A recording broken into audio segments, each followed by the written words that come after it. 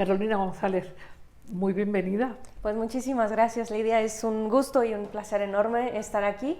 Y pues bueno, justo un poco para la introducción y retomando algunos de los elementos que mencionabas en tu presentación inicial, es que precisamente lo que vamos a compartir el día de hoy, en gran parte también lo que yo estudio, es la relación entre texto e imagen y cómo las imágenes tienen una historia y son símbolos también.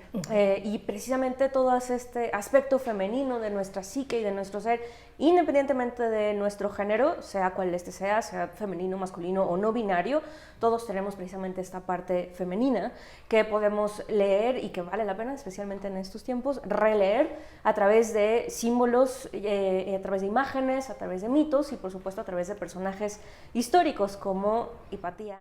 Hemos estado hablando a través de el reflejo de las diosas, que tanto griegas como romanas, o en este caso del mundo del panteón germano. Hemos estado hablando de energías femeninas. Estamos hablando de energías que son sutiles pero fundamentales. La energía de la conciencia, representada en Atenea, la conciencia que tiene sabiduría, discernimiento, que toma decisiones en función de un bien común.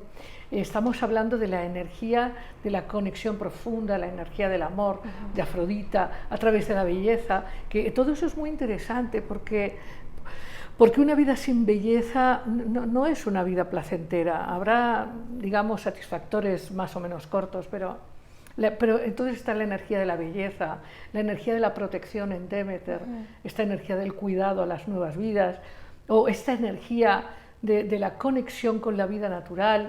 En fin, estamos hablando de energías que son fundamentales para la experiencia humana. Y es interesante que estas energías en nuestra época no están tan presentes en la conciencia en proporción de su valor. Se dan por hecho, es decir, cualquier persona piensa que una mamá que atiende a los hijos pues es lo que tiene que hacer, y una mujer muy cultivada, como puedes ser tú, pues está bien, pero no hay como esta percepción más profunda de la importancia de eso femenino para que la vida sea de verdad expansiva, gozosa, íntima. Sí, y creo que en buena medida se debe porque históricamente hemos asociado lo femenino como algo débil, o como algo que es menor en algún sentido, como algo que no merece mayor reconocimiento porque se da por hecho. Sin embargo, si exploramos en nuestro interior esta parte femenina, y no solamente explorarla y reconocerla, sino honrarla, y descubrir que allí hay una gran riqueza creativa de desarrollo, de acoger al otro y de cuidarlo. Oye, ¿será que Dios es mujer? ¿Es femenina? Yo creo que... ¿Será que Dios es diosa y lo hemos olvidado? Yo creo que tiene ambas. Exactamente. Yo te iba a decir que en todos los panteones, en el panteón de Mesoamérica, de Egipto, de Grecia, en el panteón germano, en el panteón babilonio, la expresión de la divinidad es femenina y masculina. Sí. Ahora que lo mencionas, en la mitología náhuatl, por ejemplo, la deidad del dios que lo crea todo está representado en una única figura, que es Ometeotl. Sin embargo, Ometeotl tiene una dualidad, es femenino y masculino al mismo tiempo. No es exclusivamente ninguno de los dos y necesita ambas partes para que el mundo exista y todo exista. Así es, y nosotros también. Y por cierto, ahora que decías la importancia de honrar a todas las representaciones de lo femenino, podemos pensar que en la sola vida de una mujer hay momentos y etapas de la vida donde una mujer puede expresar más a su Atenea o a su Afrodita o a su Demeter o a su Hera o a su Hécate, ¿no? Entonces, digamos que la naturaleza toda expresa estas energías de manera constante, ¿no? Y claro, hablo de la mujer en el sentido de que la mujer parecería estar más conectada con estas energías femeninas, pero también un hombre. Un hombre puede estar en diferentes etapas de su vida más conectado con la sabiduría, o más conectado con el erotismo, o más conectado con el misterio, En fin. Ahora, Alejandro Echeverría preguntaba, ¿cómo saber cuando energías femeninas y masculinas están integradas de manera equilibrada al interior? Es muy importante entender que la energía masculina es la energía que actúa con objetividad, con prontitud, con capacidad. Es la energía que nos permite a todos generar nuestro sustento, nuestra seguridad con eficacia. Pero eso no se logra bien si no hay introspección, si no hay capacidad de conectar las emociones o capacidad de conectar los verdaderos deseos, imaginar cómo los queremos manifestar. Digamos, hay un símil que podría ser útil aquí, y es que una mujer, antes de dar a luz, es decir, antes de manifestarse en la acción del parto, tiene 9 meses de gestación.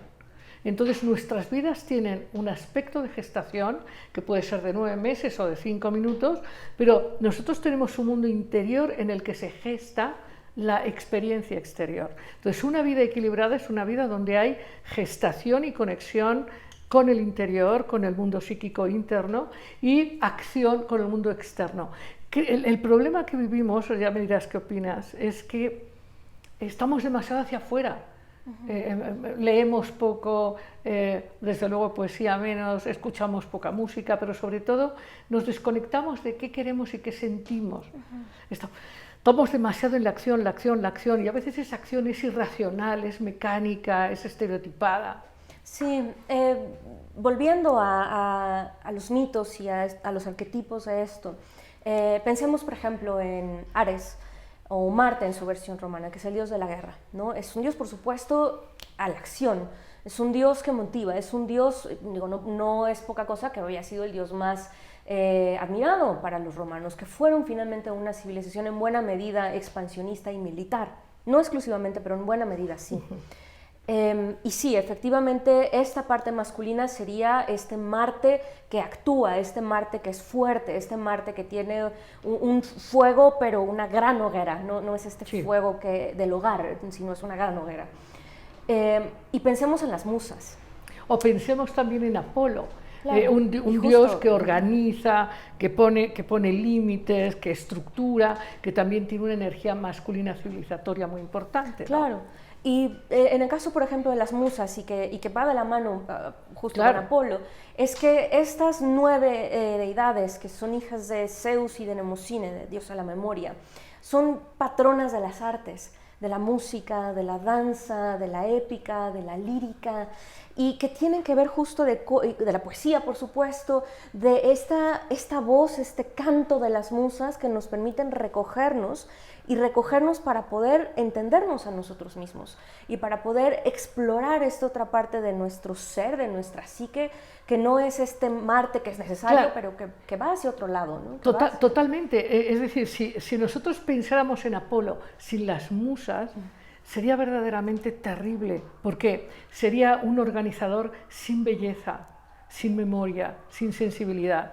Y entonces ahí hay un reflejo muy claro de este equilibrio, ¿no? El orden, la estructura, sí, el sostenimiento de la fuerza y el poder, pero desde la inspiración conectada con la memoria y el misterio, ¿no? Claro. La belleza. Y que Apolo también era músico, ¿no? Pero él tocaba la lira.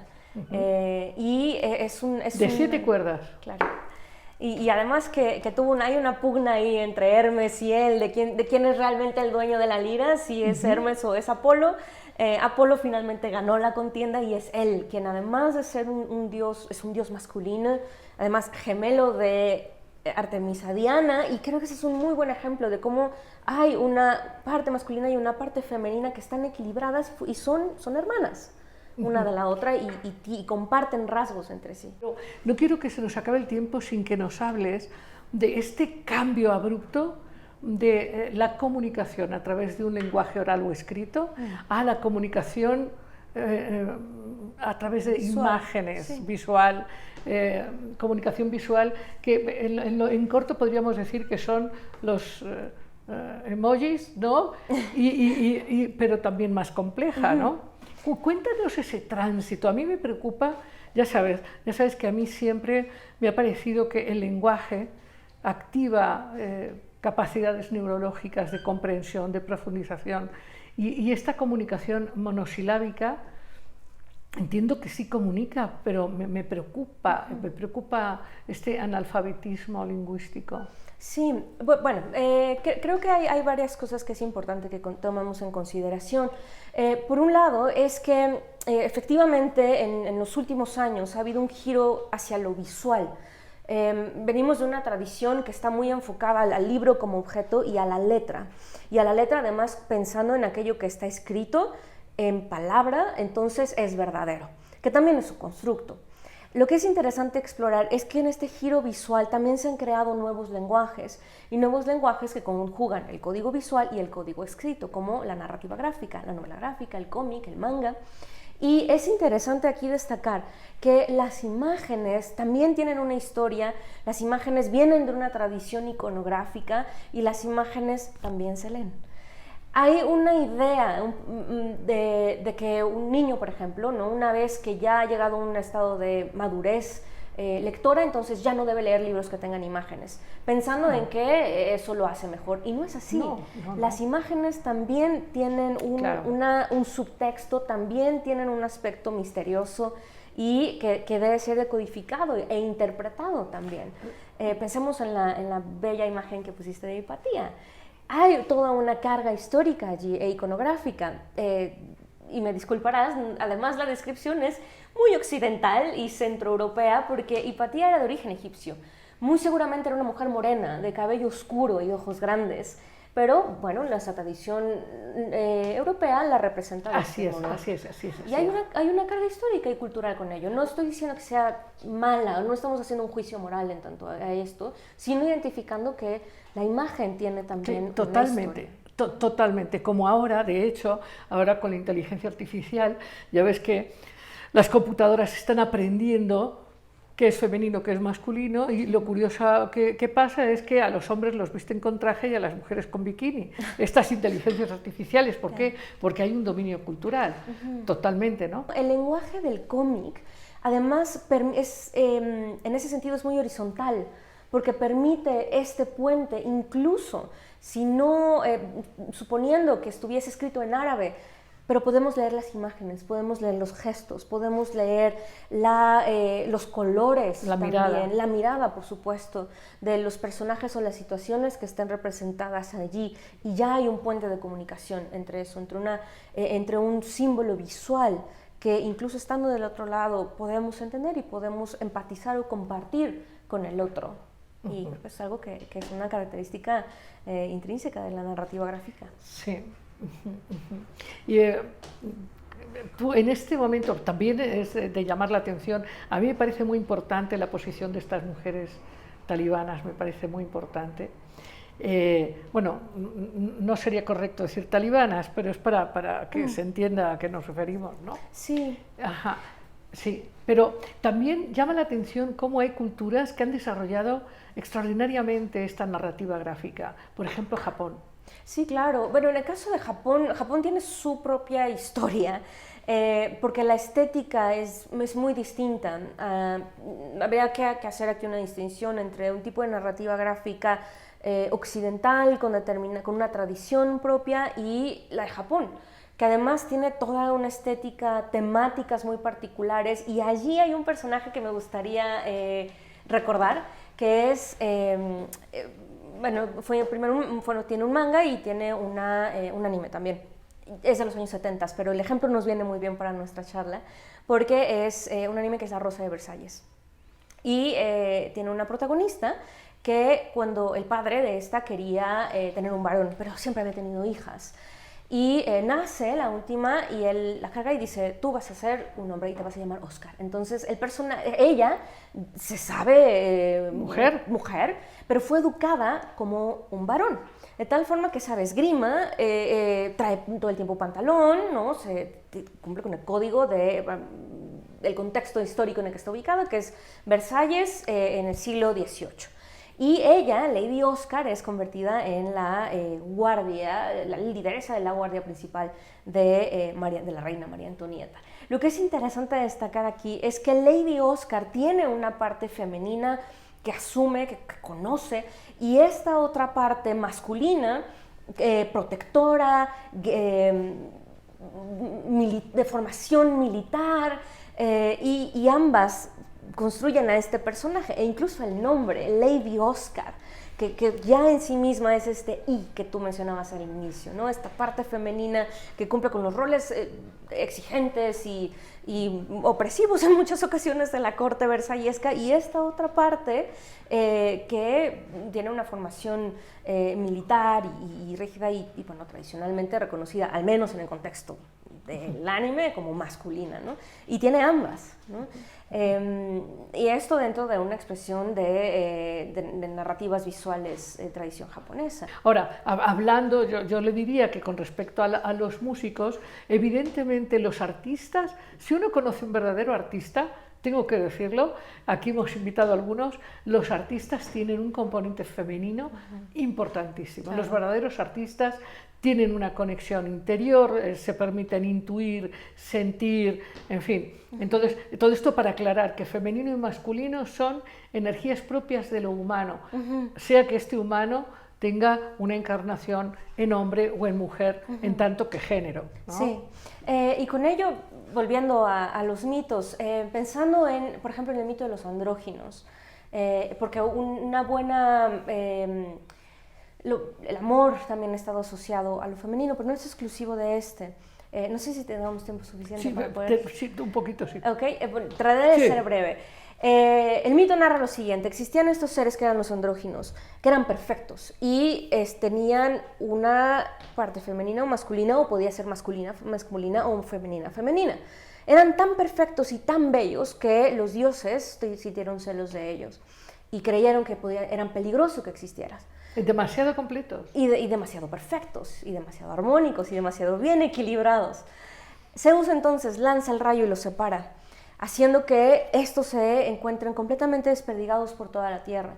Y ellos estarán condenados a buscar esta otra mitad, que puede ser femenina-masculina, femenina-femenina o masculina-masculina. Aquellos que se encontraban se abrazaban con gran amor a unos a otros, y aquellos que no terminaban muertos de tristeza y de soledad, abrazándose a sí mismos, buscándose otra mitad. Creo que este mito, si bien ha estado asociado con el amor romántico, creo que también representa esta parte de nuestro ser, claro, que tenemos esta dualidad que se comparte y se complementa y se necesita la una a la otra. La verdad es que la propuesta de integrarnos en nuestro propio I, ¿no? Nuestra parte externa y nuestra parte interna, es una propuesta muy importante a tener en cuenta. Doctora Carolina González, ha sido un verdadero placer.